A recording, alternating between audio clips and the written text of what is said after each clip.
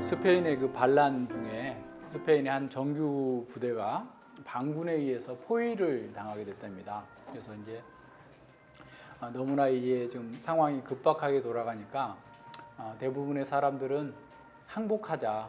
그래서 이렇게 목숨이라도 구하자라고 하는 그런 분위기가 퍼져 있는 상황 속에서 한 병사가 일어나서 큰 소리로 나는 평생을 무릎으로 사느니 서서 죽는 걸 택하겠다라고 해서 모든 전열을 다시 정비하고 그 정규 군대가 반군을 이기고 승리했다라는 그런 말이 있습니다. 그래서 내가 정말 포로로 잡혀가지고 노예로 팔려서 비참하게 인생을 이렇게 구차하게 사느니 차라리 서서 장렬하게 싸우다 죽겠다라고 하는 그 말 한마디에 그 군대들이 다시 힘을 얻고 용기를 얻어서 전투에서 이겼다라고 하는데요. 자, 이 세상에서 우리는 삶과 죽음의 기로에서, 생과 사의 어떤 기로에서 두 가지 중에 하나를 택해야 된다라고 했을 때 참 쉽지 않은 거죠. 그래서 어떤 사람은 구차하게라도 사는 것이 목표가 된다면 노예든지 어떤 형태로든지 살고자 할 것이고, 또 어떻게 보면 명예를 더 중요하게 여기는 사람은 명예에 대한 어떤 인격 살인을 당하는 것보다 차라리 자살하겠다, 죽겠다라고 나서는 그런 경우도 있겠죠. 자, 만약 여러분은 어떤 삶을 살기를 원합니까? 단순한 질문이지만 우리가 막상 그런 선택의 기로에 있을 때는 쉽지 않은 그런 거예요. 그런데 그러한 선택을 할 때 가장 결정적인 것은 뭐냐면 우리가 평소에 무엇을 중요하게 생각하고 살았는가, 거기에 따라서 그 결정이 연결이 되어 있습니다. 명예를 소중하게 생각하는 사람은 명예를 잃어버리는 것이 어떻게 보면 가장 큰 잃어버린 것이기 되죠. 돈을 소중하게 생각하는 사람은 돈을 잃지 않기 위해서 목숨을 잃는 사람들도 있어요. 그죠? 무엇을 소중하게 여기느냐에 따라서 자신이 그 상황 속에서 어떻게 선택을 하는지를 알 수가 있는 거죠. 바울의 선택의 경우도 그렇습니다. 바울은 이미 20장에서부터 계속해서 자신은 예루살렘에 가면 고난을 당하게 될 것을 알게 됐어요. 그리고 이 두로에서도 그렇고 또 가이사라에서도 그렇고 계속해서 예루살렘에 가면 고난과 결박과 죽음이 기다리고 있다라고 하는 사실들이 계속해서 외부적인 선지자들의 얘기를 통해서 좀 듣고 있는 그런 상황입니다. 자, 그렇지만 바울은 뒤로 물러서지 않았어요. 왜 그랬을까요? 자신의 생명보다 주님의 사명을 이루는 것을 더 중요하게 생각했기 때문에 그렇습니다. 21장을 이렇게 둘로 나눌 수 있는데 크게는 지금까지 우리가 오늘 보게 될 16절까지 1절부터 16절까지는 이제 예루살렘까지 가는 그런 여정이 돼서 나오고요. 그다음에 이제 17절부터 이제 그 뒤에 쭉 나가는 것은 예루살렘에서 있었던 그런 상황들입니다. 근데 이제 이 21장의 상황을 잘 살펴보면 예루살렘까지 가기 전에 교회들로부터는 바울이 굉장히 환영을 받는데 예루살렘에 갔을 때는 수만 명의 유대인 크리스찬들이 있음에도 불구하고 그렇게 환영받지 못합니다. 굉장히 대조적인 거예요. 그래서 이제 오늘 보고 다음 주에는 왜 그랬는가에 대해서 한 번 더 살펴볼 필요가 있을 것 같은데, 이런 것들을 한번 대조를 이렇게 살펴보는 것도 중요합니다. 그러니까 어떻게 보면 이방인 교회, 들어오는 이방인 지역이잖아요. 이런 이방인 교회들에서는 정말 인종과 계급과 신분을 초월해서 환영을 받고 따뜻한 어떤 사랑의 교제를 나누었는데, 정작 바울이 그렇게 사랑했고 자신의 목숨이라도 내주고 싶을 정도인 그 유대인들, 또 유대인 크리스찬들에게서는 크게 이렇게 환영받지 못하고 있는 그런 모습들을 보게 되는 거죠. 바울은 자신이 무슨 대접을 받든 또는 환영을 받든 그렇지 않든 간에 상관하지 않고 그것에 연연하지 않고 복음을 전하는 일에 집중했습니다. 그래서 어떤 현실의 어떤 위로나 또 자기의 어떤 이익을 추구해서 어떤 사역을 한 것이 아니라 오직 주님께서 자신에게 맡기신 그 사명을 감당하기 위하여서 사람들의 반응과 상관없이 끝까지 자기 길을 가고 있는 것을 보게 됩니다. 자, 바울이 이렇게 할 수 있었던 것은 단지 현재의 그 상황만 봤다면 그렇게 하지 못했을 거예요. 그러나 역사 전체를 바라보면서 예수 그리스도 안에서 이루어진 하나님 나라가 극치에 이르게 될 때까지를 한꺼번에 동시에 바라보면서 자신에게 주어져 있는 그 상황 또 사명들을 잘 감당하고 있는 거죠. 그리고 이제 바울이 이해하고 있는 이런 진리를 다 이해하지 못한 사람들에게 바울은 끝까지 인내하면서 그들을 이렇게 잘 돕고자 한 겁니다. 그래서 이제 우리가 지식을 많이 가졌을 때 나타나는 오류 중에 하나가 그 지식으로 다른 사람을 자꾸 폄하하거나 또 멸시하는 수가 있는데 바울은 전혀 그런 걸 보이지 않고 있어요. 오히려 자신이 가지고 있는 은사와 지혜와 능력을 가지고 다른 교회를 돕고 성도들을 섬기는 것이 자신에게 주어진 사명이다라고 생각하면서 아주 그 일을 위하여서 헌신하고 있음을 보게 됩니다. 그러니까 자신이 하나님 나라의 비밀 전체를 다 알고 있었어요. 그래서 정말 그 고린도 후서 같은 경우에도 보면 이 지식이 너무나 크기 때문에 내가 정말 다 말할 수 없다. 3층전까지 올라갔었다 라고 하면서 얘기하려고 하지만 오해가 될까 봐서 얘기하지 않는다. 그래서 이 비밀이 너무 크기 때문에 교만하지 못하도록 하나님께서 자신에게 육신의 가시를 주셔야만 할 정도로 나를 지금 제어하고 계시다 라고 할 정도로 엄청난 비밀을 깨닫고 있었음에도 불구하고 그것을 이해가 떨어지거나 아직 그런 지식이 갖고 있지 못한 사람들에 대해서 멸시하거나 그를 낮추어 보지 않고 오히려 그들을 섬기기 위하여서 최선의 노력을 다하고 있음을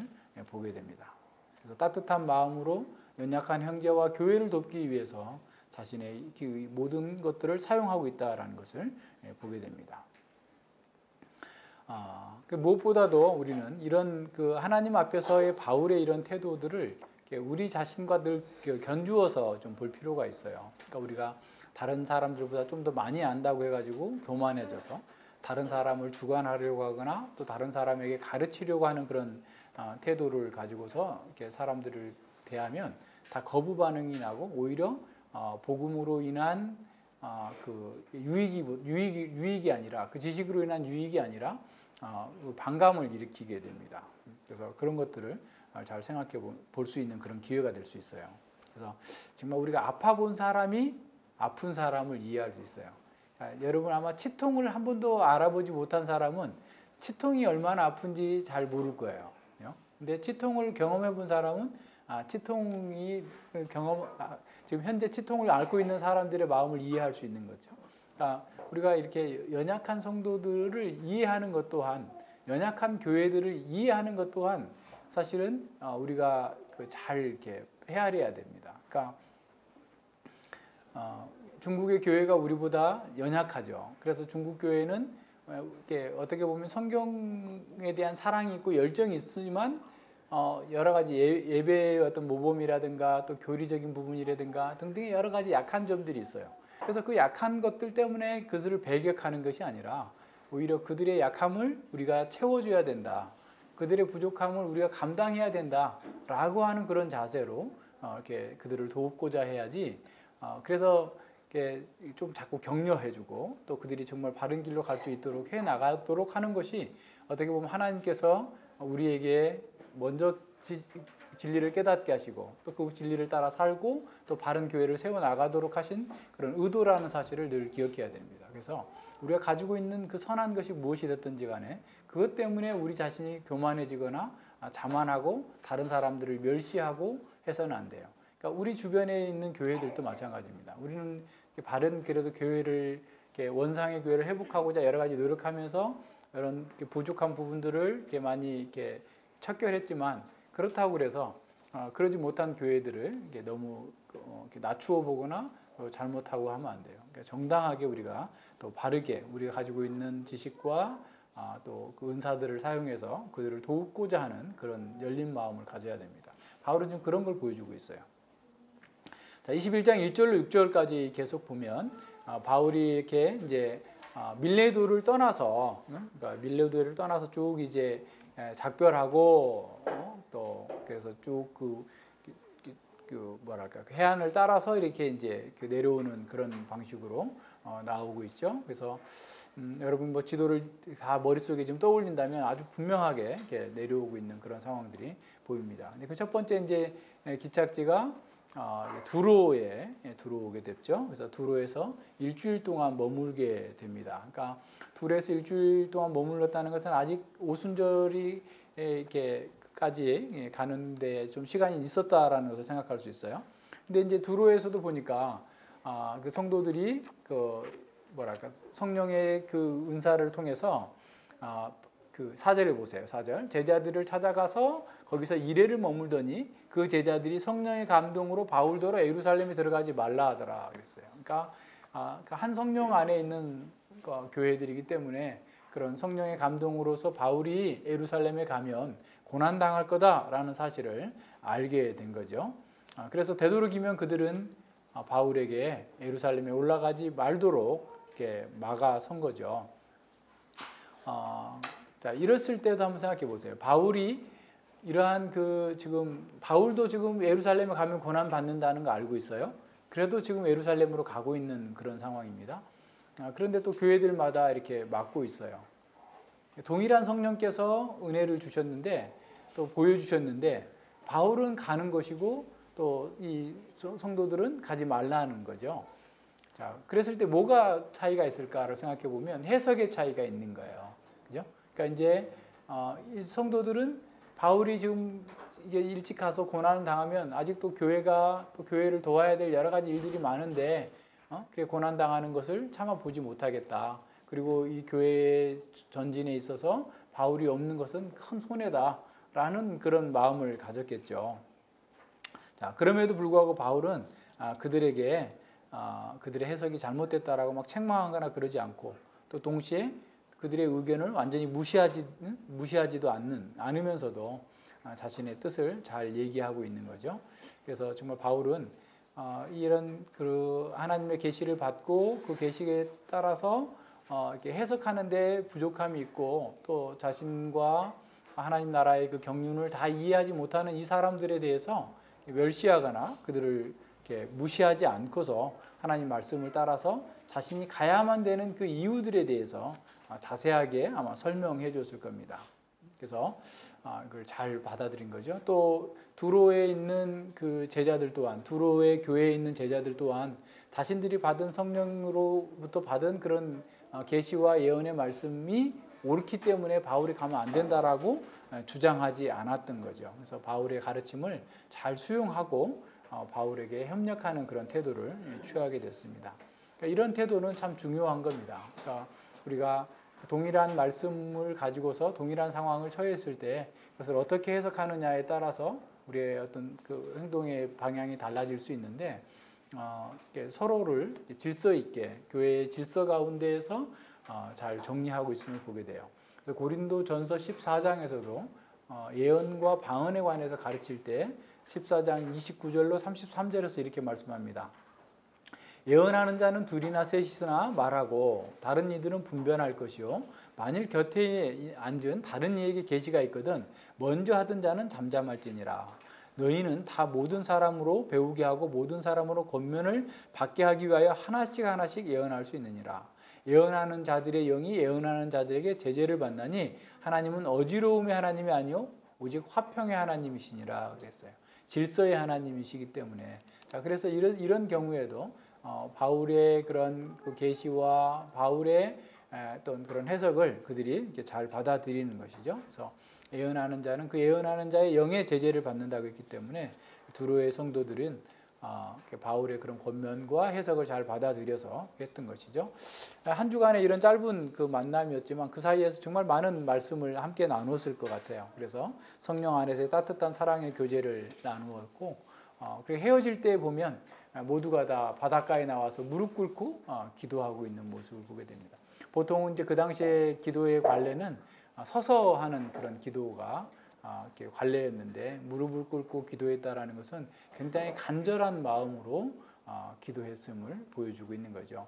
그러니까 바울이 예루살렘에 올라가면 굉장히 큰 고난을 당할 것인데 그래서 그 고난 가운데서 하나님께 잘 지켜주시고 또 하나님의 경륜과 뜻이 잘 이루어질 수 있도록 은혜 베풀어 주시기를 아마 기도했을 겁니다. 이제 20장 그 36절로 38절에서도 에베소의 장로들과 헤어질 때도 눈물로써 크게 울면서 이렇게 기도하고 무릎을 꿇고 또 함께 기도하고 이렇게 목을 어긋낚여서 이렇게 정말 했던 그런 모습들을 보여주고 있는데, 그리스도 안에서 이렇게 하나님의 생명을 소유한 사람들은 정말 친가족보다도 형제보다도 부모보다도 더 가깝게 서로 동일시하면서 사랑으로 섬기는 이런 모습들을 우리에게 보여주고 있는 것이죠. 그래서 그들은 주님의 뜻이 잘 이루어지기를 기도했고, 또 두로에 있는 교회들이 말씀 가운데 잘 성장해서 하나님 나라의 사명을 잘 감당할 수 있도록 하기 위하여서 더욱더 기도했을 겁니다. 그리고 무리하고 악한 자들이 교회를 넘어지지 못하도록, 공격하지 못하도록 주께서 지켜주시도록 기도했을 겁니다. 바울은 어디를 가나 이 정말 하나님의 교회의 성도들에게 영적인 아버지와 같이 하나님의 말씀을 자상하게 풀어서 가르치고, 또 그들을 위하여서 계속 필요한 하나님의 영적인 양식을 공급해 주기 위하여서 헌신된 그런 삶을 살았던 거죠. 그래서 이런 말씀을 잘 전해주고 그 말씀 가운데에서 복을 누리도록 해준 이 사역자와 또 교회가 한 마음으로 정말 한 사랑 가운데에서 이렇게 기도하고 또 함께 하나님 나라의 일을 동역자로서 섬기고 있는 그런 모습들은 참으로 아름다운 그런 일이죠. 그래서 이런 상황에서 사역자가 떠나서, 사도 바울이 떠나서 언제 다시 볼 수 있을지 알 수 없는 그런 상황 가운데 있게 되자 참 그들은 큰 아쉬움 가운데 있었던 겁니다. 하나님께서 선물로 주신 그런 사역자죠, 사도와 선지자, 이런 사람들이 이제 다시 떠나게 된다면, 그리고 그들의 앞날에 환난과 고난이 기다리고 있다는 사실을 알았기 때문에 그들은 더욱더 안타까운 마음으로 기도하면서 어떤 석별의 정을 나누었을 것으로 생각이 되어집니다. 그리고 거기에 이제 보면 처자들도 나와서 함께 바울을 작별하고 있는 모습을 보게 됩니다. 보세요. 5절에 보세요. 이 여러 날이 지난 후에 우리가 떠나갈새 저희가 다 처자와 함께 성문 밖까지 나와서 이렇게 전송하고 있는 모습. 그러니까 부인들이나 어린 아이들까지 다 나와서 전송하고 있는 그런 아름다운 모습들을 보여주고 있는 거죠. 그러니까 하나님 나라의 일은 아내들도 또 어린이들도 각자에게 주어진 역할들을 잘 해나가는 거예요. 그죠? 그래서 함께 하나님 나라의 사명을 이루고자 하는 그런 교회의 아름다운 모습을 보여주고 있는 거죠. 그래서 어린이들도 나는 어리니까 참여하지 않아도 되고 몰라도 된다라고 하면 하나님의 가족으로서의 책임을 소홀히 하는 거예요. 우리는 다 우리 가족들이 있으면 집에서 청소하면, 엄마가 청소하면 청소 거들어요, 안 거들어요? 안 거들어요? 거들어야 되는 거예요. 그러니까 우리 가족은 다 같은 일을 해야 되는 거예요. 근데 요즘에 어린이날이 날마다 어린이날이어가지고 어린이가 왕이 된 세상이 됐어요. 그래서 오히려 지금 세상이 이상한 세상이 된 거죠. 거꾸로 돼 있어요. 그건 잘못된 겁니다. 교회에서는 하여튼 이게 목사님의 일은 목사님의 일이고 장로님의 일은 장로님의 일이고, 그리고 우리는 그냥 왔다 갔다만 하면 돼, 이렇게 하면 안 돼요. 자, 교회 청소할 때도 다 참석해야 돼요. 그죠? 네. 서연이도 걸레 하나 들고 여기 닦을 거 있으면 닦아야 돼요. 모두가 다 참여하는 거예요. 우리 하나님의 가족이에요. 그러니까 바울 사도가 이렇게 말씀을 일주일 동안 함께 있으면서 가르쳤을 때 어린이 참석했을까요? 안 했을까요? 다 참석했어요.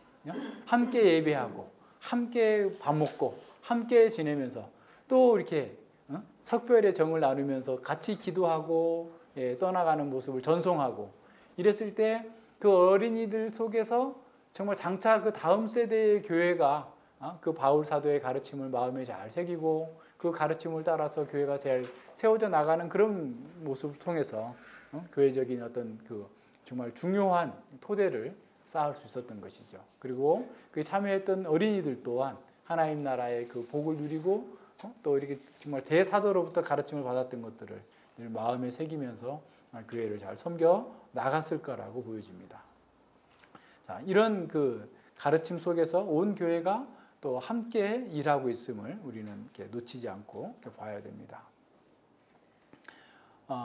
우리는 이 본문에서 바울이 자신에게 주어진 그런 사명을 감당하기 위한 그런 열정과 또한 두로 교회의 형제들이 보인 그런 사랑의 따뜻한 영접을 우리는 잘 생각해 봐야 됩니다.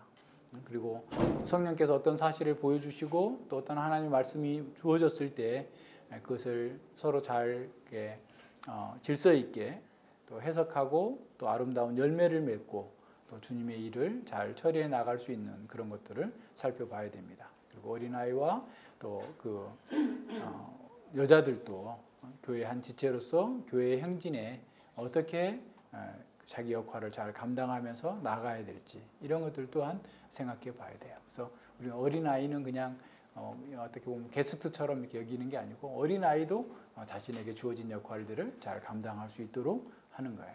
그래서 이런 것들을 잘 생각해 봐야 됩니다. 7절로 16절까지 보면 이제 그 조금 더 이제 내려오죠. 두로에서 수로를 향하여서 돌레마이에 이르러서가 돌레마이에도 교회가 있었던 거죠. 그래서 그 형제들이 안부를 묻고 그들과 함께 하루를 또 지내는 거예요. 그러니까 바울은 어디를 가든지 간에 교회를 찾고 교회 가운데 성도들에게 가서 정말 신령한 것을 나누어주는 하나님의 말씀을 계속해서 가르쳐주고 또 교제하는 이런 것들이 정말 그에게 가장 큰 그 기쁨이었던 것이죠. 그래서 어떤 상황이든지 간에 계속해서 그 일을 해나갑니다. 그리고 이제 그 이튿날에 가이사라에 이르게 됐죠. 그래서 이제 돌레마이에서 그 두로에서 돌레마이까지는 한 뭐 48km, 또 거기서 이제 또 두로까지는 또 한 뭐 5, 60km 이렇게 쭉 가이사라까지는 5, 60km 정도 되는데 이 가이사라는 그 당시에 행정 중심 도시였죠. 그래서 총독부가 거기 있었어요. 그리고 이 가이사라는 예전에 헤롯 대왕이 그 가이사 아우구스토를 그 기념해 가지고 거대한 도시를 건설을 해서 아주 잘 만들어진 신도시였습니다. 근데 그곳에 누가 있었어요?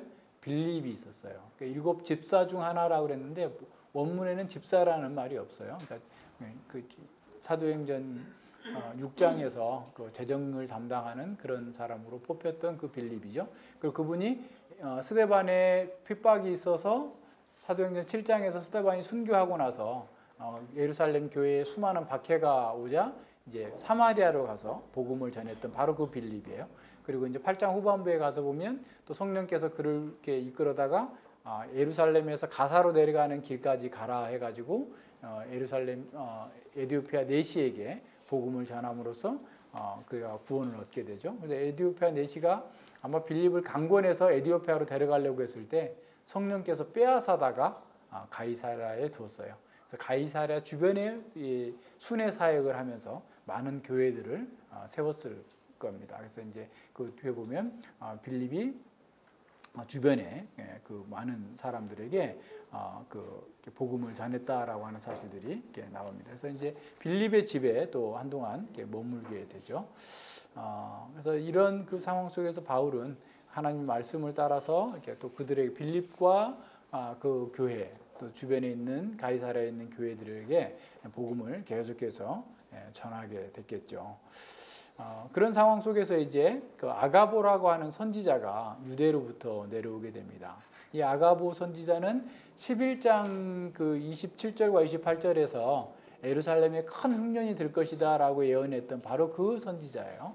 그래서 아가보 선지자의 예언을 통해서 안디옥 교회가 예루살렘 교회에 구제 헌금을 보냈었던 그 아가보 선지자가 바울이 가이사랴에 있다는 것을 알고서 유대로부터 내려온 거죠. 내려왔는데 아가보 선지자가 예언하기를 바울의 띠를 갖다가 자기 수족을 묶고 이 사람 가면 예루살렘에 가면 이렇게 결박당할 거다라고 하는 사실을 이제 예언하게 됩니다.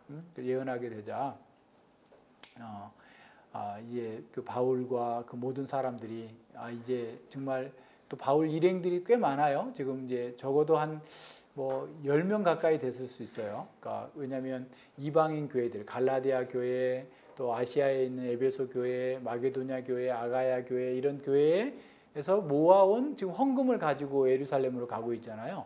그 헌금만 가지고 간 게 아니라 각 교회의 대표들이 헌금을 가지고 가도록 한 거예요. 그러니까 적어도 그 일행이 10명 이상 됐을 수 있어요. 그러니까 그런 그 꽤 많은 사람들이 아까도 이제 보면 두로에서도 성령의 감동으로 가서 고난 받는다고 그랬고 또 여기서도 지금 아가보가 예언을 하면서 구약적인 상징 행위죠. 띠를 뿌려다가 이렇게 한 거. 예를 들어서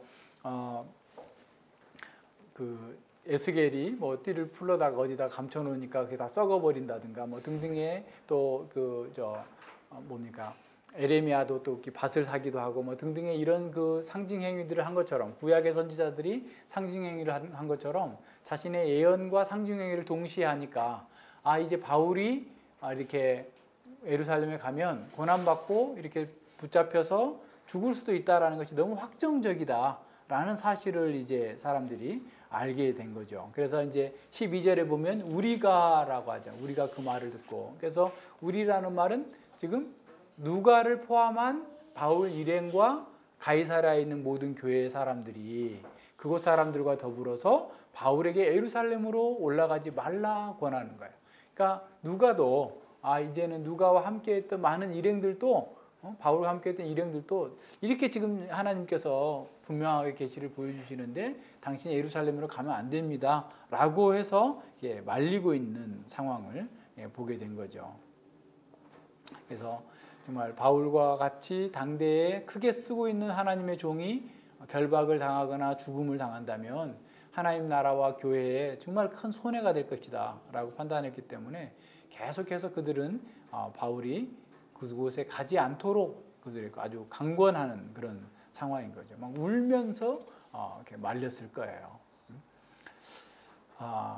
그러나 바울은 그것에 대해서 아주 크게 책망을 하면서 그걸 받아들이지 않습니다. 13절에 보면 너희가 어찌하여 울어 내 마음을 상하게 하느냐.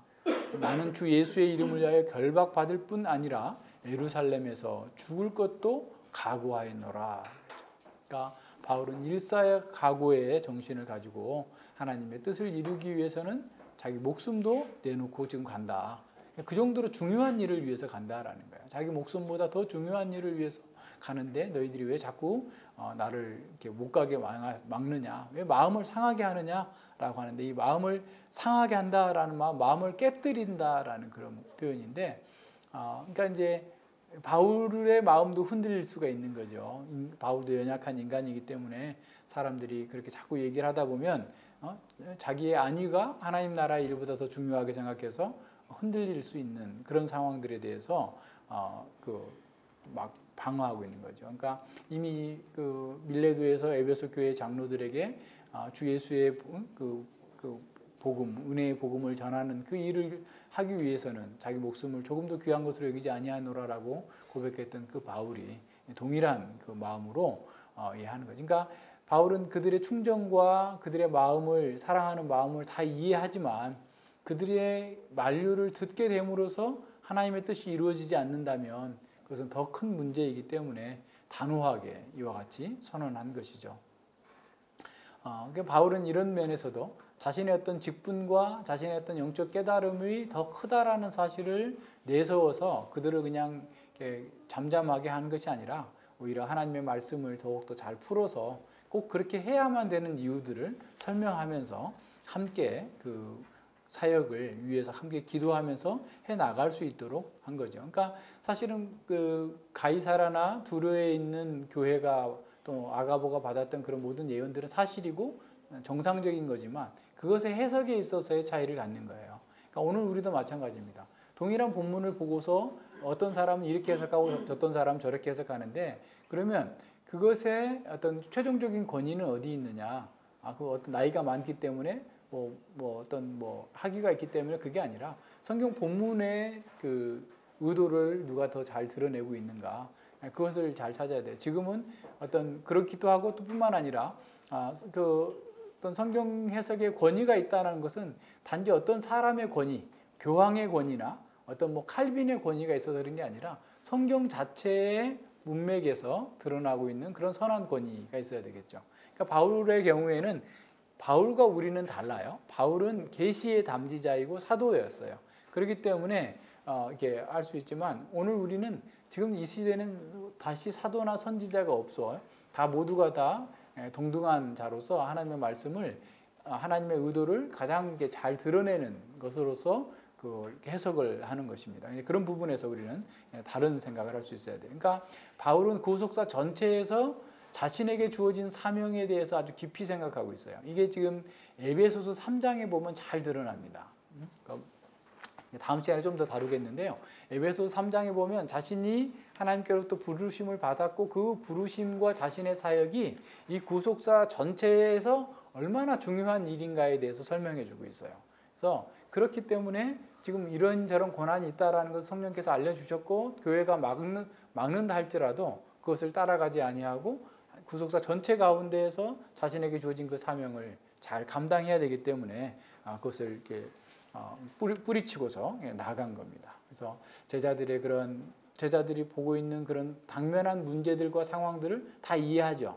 이해하지만 바울은 그것을 이렇게 듣고 그러한 것을 피한 것이 아니라 오히려 하나님께서 더 크고 원대한 사역을 자신에게 맡겼기 때문에 그것을 해 나가고자 한 겁니다. 그래서 뭐 간단하게 얘기하자면 지금 이방인 교회와 예루살렘 교회의 어떤 하나됨이 아주 무엇보다도 중요했어요. 그러니까 단지 이방인 교회들이 예루살렘의 가난한 자들을 위해서 연보해서 구제 헌금하는 그런 정도가 아니라 이사야서에서 보여줬던 메시아 시대의 성취로서 많은 만국의 어떤 그 예물들이 예루살렘에 올 거다라고 하는 그런 그 예언의 성취이고 또 이방인 교회와 유대인 교회가 전혀 차별이 없는 하나의 교회다라고 하는 것을 보여주고자 한 것이죠. 그래서 그것을 통해서 하나님 나라가 정말 이제 이 땅에 임하였고 그 하나님 나라에 속한 교회와 또 성도들이 어떤 자세와 태도로 살아갈 것인가를 분명하게 보여주었던 것입니다.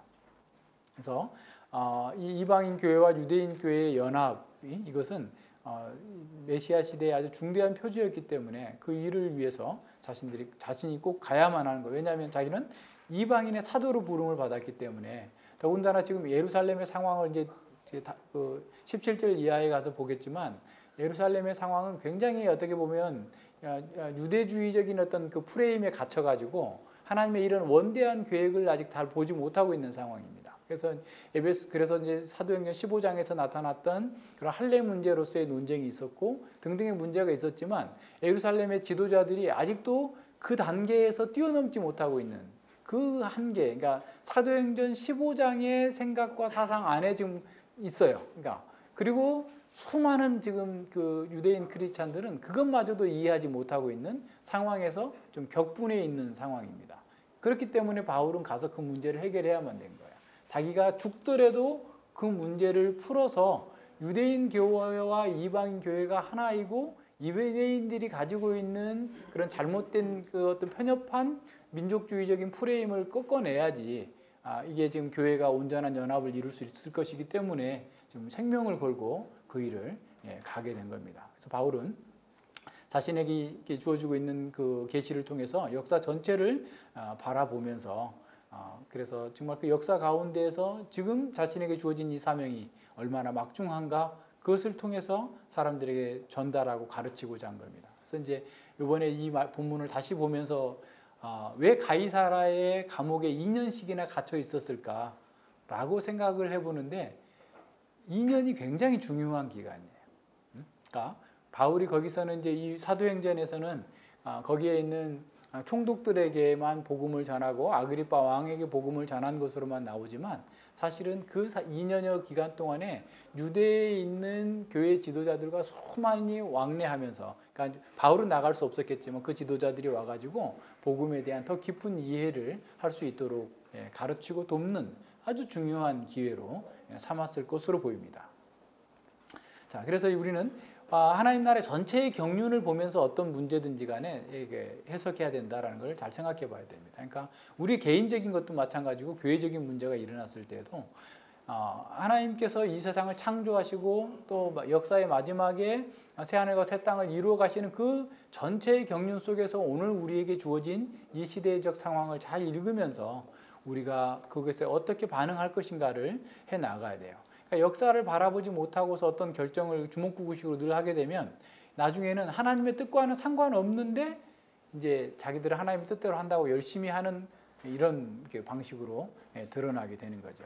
그래서 수많은 이단들이 나타나기도 하고 수많은 그런 문제들이 나타나게 됩니다. 그래서 이제 교회에서도 어떤 다수결의 원칙을 적용한다고 할 때도 그걸 주의해야 될 필요가 있어요. 그러니까 이렇게 다 진리를 잘 아는 사람들이 이렇게 다수결의 원칙을 하면 하나님의 뜻을 더 광의적인 의미로서 잘 깨달을 수가 있는데 그렇지 않고 잘 이해하지 못하는 사람들이 뭐 다수결이다 해가지고 끌고 가게 되면 오히려 배가 산으로 가는 결과를 낳을 수도 있게 되죠. 그래서 모든 문제가 그런 것들입니다. 그래서 교회는 하나님 나라의 경륜 전체를 잘 바라보면서 현재의 문제를 잘 바라보아서 정말 즉흥적이고 임시응변적인 해결책이 아니라 좀 더디고 어렵다 할지라도 하나님 나라의 경륜이 잘 이루어지는 방향으로 그 문제를 풀어나가야 되는 거죠.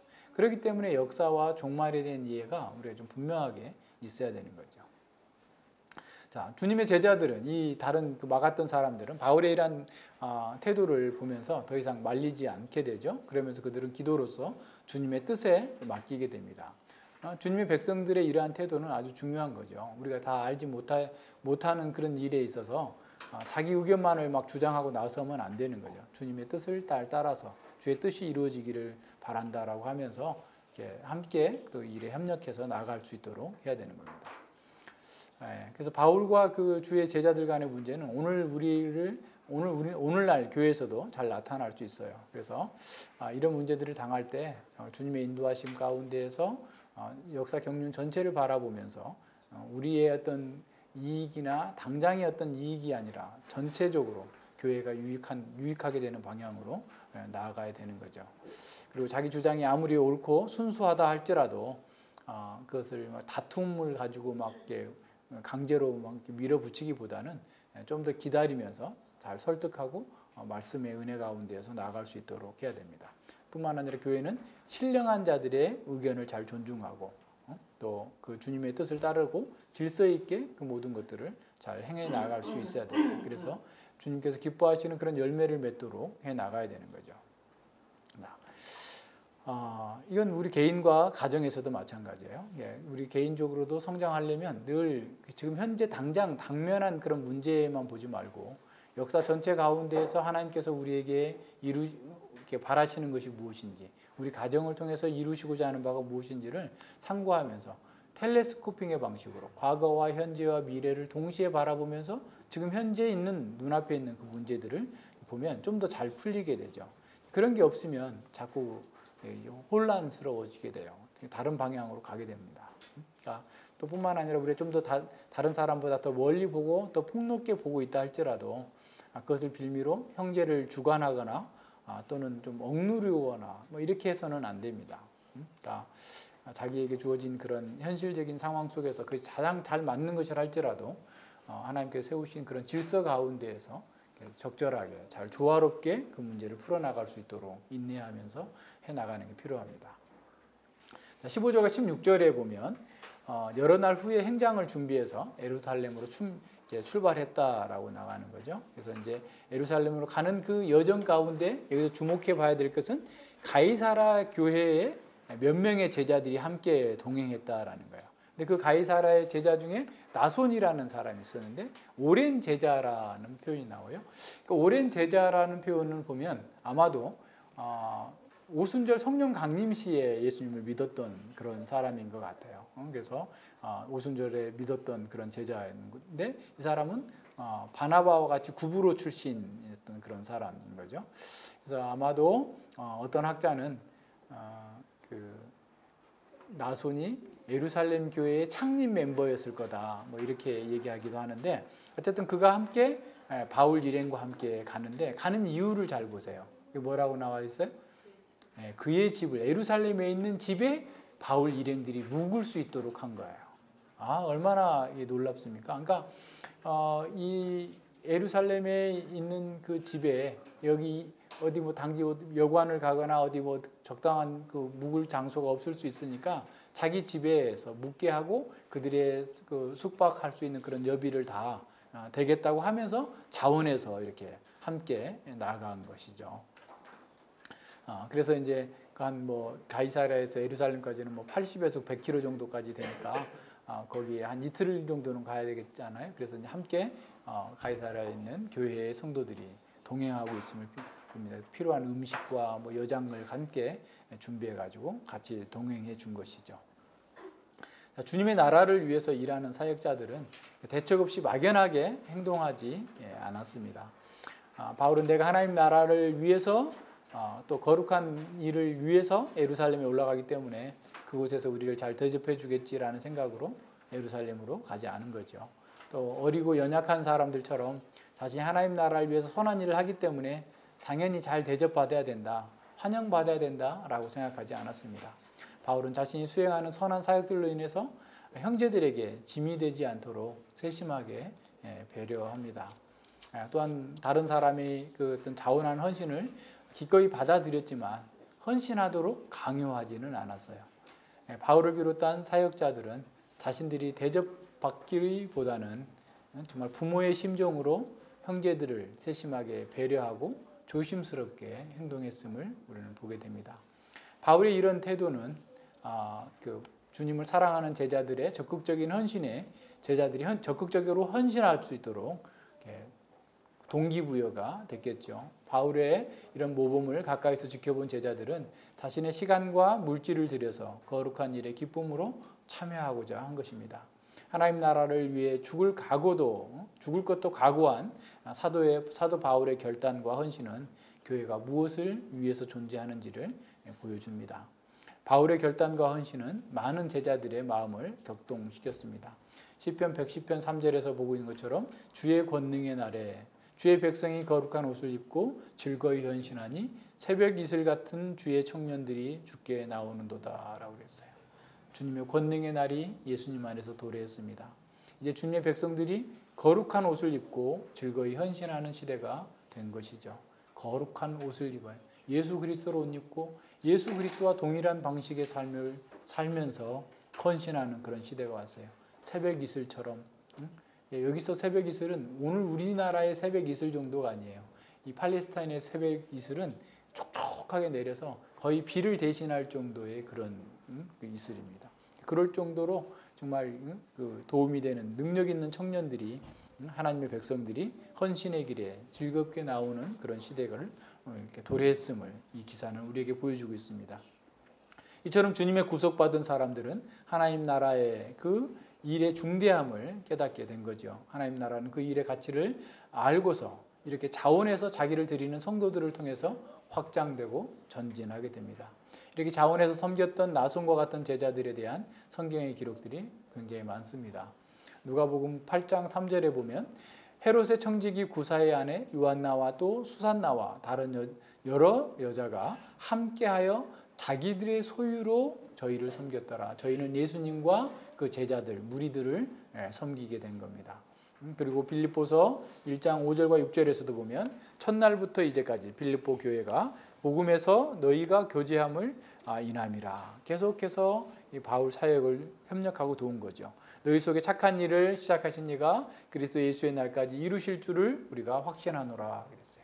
이 밖에도 구약과 신약의 수많은 곳에서 성도들의 자원하는 헌신이 기록되어 있습니다. 이런 구절들은 성경에 우연히 들어있는 것이 아닙니다. 하나님 나라를 위해서 자원하여 헌신하는 사람들을 모든 시대의 교회가 기억하고 그들의 헌신을 본받아야 한다는 사실을 우리에게 가르치기 위한 목적인 것이죠. 그냥 지나가는 길에 있는 사역자들을 하룻밤 묵게 하는, 대접하는 것도 주님께서 기뻐하시는 일이에요. 물 한 잔만 주는 것도 기뻐하는 겁니다. 마태복음 10장 40절과 42절입니다. 너희를 영접하는 자는 나를 영접하는 것이요 나를 영접하는 자는 나 보내시는 이를 영접하는 것이니라. 선지자의 이름으로 선지자를 영접하는 자는 선지자의 상을 받을 것이요 의인의 이름으로 의인을 영접하는 자는 의인의 상을 받을 것이요 또 누구든지 제자의 이름으로 이 소자 중 하나에게 냉수 한 그릇이라도 주는 자는 내가 진실로 너희에게 이르노니 그 사람이 결단코 상을 잃지 아니하리라 그랬어요. 그렇다면 주님의 사역을 위해서 죽음을 무릅쓰고 예루살렘으로 향하는 바울 일행에게 예루살렘에 있는 자기 집과 또 그의 모든 부비를 제공한 나손은 진정으로 복 있는 사람이죠. 바울과 같은 상을 받는 사람이죠. 그래서 나손은 바울과 함께 동행하고 있는 적지 않은 수의 그 일행들에 머물 수 있도록 모든 편의를 제공했습니다. 이는 보통 수준의 준비로서는 불가능한 것이죠. 그의 마음으로부터 진정으로 섬기고자 하는 간절한 마음과 그들이 실제적인 필요를 채우고자 하는 수고와 헌신하는 마음이 있어야만 할 수 있는 일입니다. 이제 중국에서 이번 주에 교육교회를 세우기 위해서 공부하러 오는 우리 전도사님을 우리가 이렇게 지지하는, 생활을 지지하는 것 또한 이것은 우리에게 큰 축복입니다. 왜 그 교단에서 안 하고 우리가 해야 되나 이렇게 생각할 수도 있지만 그건 우리에게 주신 하나님의 복이에요. 그래서 우리는 감사함으로 그걸 잘 해내는 거예요. 나손과 같은 헌신함으로 해야 되는 거죠. 하나님 나라 일에 동참하는 것은 믿음으로 준비하고 하나님의 인도함을 받아가는 성도들에게는 특별한 은혜로 주신 특혜고 특권이에요. 사람들은 특혜 받았다, 비서실장 하면서 특혜를 줬다, 아들 취직시켰다, 그거 가지고도 난리가 나는데, 그죠? 우리는 섬김으로 특혜를 받는, 특별한 은혜를 누릴 수 있는 그런 사람들이 된 겁니다. 그래서 우리는 자기 앞에 섬길 수 있는 일이 있는데도 불구하고 모른 척하거나 또 그것에 참여하지 않으면 우리는 그 특권과 특혜를 놓치게 되는 겁니다. 하지만 하나님 나라의 일을 회피한다고 해서 하나님 나라가 중단되는 게 아니에요. 오히려 다른 사람을 통해서 이루어지게 될 겁니다. 모르드게가 에스더에게 이렇게 말했죠. 에스더 4장 14절에서 이때에 내가 만일 잠잠하여 말이 없으면 유다인은 다른 데로 말미암아 노임과 구원을 얻으려니와 너와 내 아비 집은 멸망하리라. 내가 왕위의 위를 얻은 것이 이때를 위함이 아닌지 누가 아느냐. 네가에게 지금 이렇게 돈이 있다면 하나님의 백성들을 섬기라고, 교회를 섬기라고 준 것인지를 누가 아느냐. 너에게 건강이 있다면, 너에게 지식이 있다면, 너희가 가지고 있는 그 선한 은사들이 있다면 주님을 위해서 섬기라고 준 건데 네가 그걸 안 한다면 너는 그 특권에 참여하는 것을 잃어버리게 될 것이고 하나님 나라는 다른 사람에게 더 큰 복이 주어져서 이루어져 갈 것이다 라고 선언하고 있는 겁니다. 자, 하나님 나라의 일에 동참하려는 의지와 실질이 없는 사람은 사실은 진정으로 가장 큰 손해를 보는 사람입니다. 왜냐하면 그에게는 하나님의 특권과 영광이 주어지지 않을 뿐만 아니라 그 나라에서 주어지는 위로와 기쁨도 얻지 못하기 때문에 그렇습니다. 하나님 나라의 일을 소중하게 여기고 그 일을 자신의 일로 여기면서 헌신하는 사람을 주님께서는 사용하십니다. 교회적으로 어떤 당면한 문제가 주어졌을 때 그것을 남의 일로 여기지 아니하고 자기 일로 생각하면서 열심을 내는 사람을 주님께서 기뻐 받으십니다. 그런 성도들이 하나님 나라의 영광과 안식, 위로와 기쁨을 누리게 되는 거죠.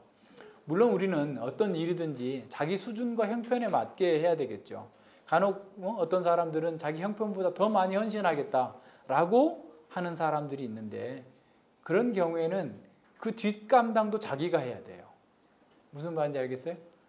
자기 형편은 예를 들어서 내가 지금 이런 말하면 좀 그렇지만 그냥 들으세요. 참고로 나는 지금 예를 들어서 5천만 원 전세를 살고 있는데 5천만 원 다 전세금을 헌금하겠습니다.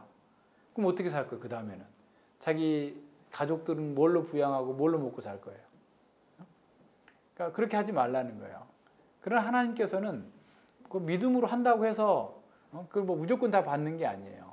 그러니까 우리의 상황 속에서 우리 할 수 있는 데까지 정당하게 해야 되는 거죠. 대책 없이 서원하고 이렇게 하는 것은 어린아이와 같은 거예요. 그러니까 그렇게 하면 안 돼요. 정당하게 하되 정말 믿음으로 기쁨으로 최선을 다해서 헌신하는 그런 삶을 사는 거죠. 자, 바울은 예수님께서 그러셨던 것처럼 예루살렘에서 고난을 당할 것을 알면서도 자신의 사명을 감당하기 위해서 올곧게 전진했어요. 평행이 있습니다. 그러니까 예수님께서 예루살렘으로 갈 길을 굳게 결심하고 갔어요. 죽는 것을 알고서 갔어요. 그죠? 그런 면에서 바울도 예루살렘에 가면 고난당할 것을 알고서 굳게 결심하고 죽을 것을 각오하고 이렇게 올곧게 자신의 사명을 감당하기 위해서 갔습니다. 바울은 죽음을 각오한 그 헌신의 길을 갔습니다. 하지만 다른 제자들이 보기에 아가보의 예언과 상징적인 행동을 보면서 짧은 안목으로 정말 바울에게 충성 어린 그런 충심 어린 충고를 하면서 권면을 하면서 예루살렘행을 막고자 한 거죠. 그들은 그렇게 고난받아서 일찍 죽는다면 낭비라고 생각했을 겁니다. 그러나 그 길은 주님의 뜻을 성취하는 길이었어요. 그래서 고난의 길이었지만 헌신의 길이었지만 영광의 길이었습니다. 그것을 확인한 제자들은 바울을 더 이상 막지 않았던 것이죠. 그들은 하나님께서 주신 그 질서를 존중하면서 주의 뜻에 맡기며 기도했습니다. 아마도 그때는 다 깨닫지 못했다가라도 나중에라도 그것을 깨닫게 된 자들은 자신들의 짧은 안목과 권고를 부끄럽게 생각했을 겁니다. 이 일로 인해서 바울은 더욱더 존귀하게 되었을 것이고, 그리고 바울은 그 자신보다 더 멀리 내다보지 못한 그 형제들에게 대하여서 인내하고 배려하면서 또 충분히 가르쳤던 거예요. 그래서 바울은 그들을 책망하기보다는 오래 참고 견디면서 주님의 원대한 계획을 이해할 수 있을 때까지 기다렸던 것이죠. 그래서 사랑은 모든 것을 참으며 모든 것을 믿으며 모든 것을 바라며 모든 것을 견디는 겁니다. 우리가 자녀들을 사랑하기 때문에 견디는 거예요. 그런 마음으로 늘 교회에서도 다른 사람을 견뎌주는 사람이 사랑하는 사람이에요. 참아주는 사람입니다. 그래서 바울의 인내와 배려는 교회사 가운데 많은 제자들에게 자원하며 헌신하게 하는 그런 모범이 됐죠.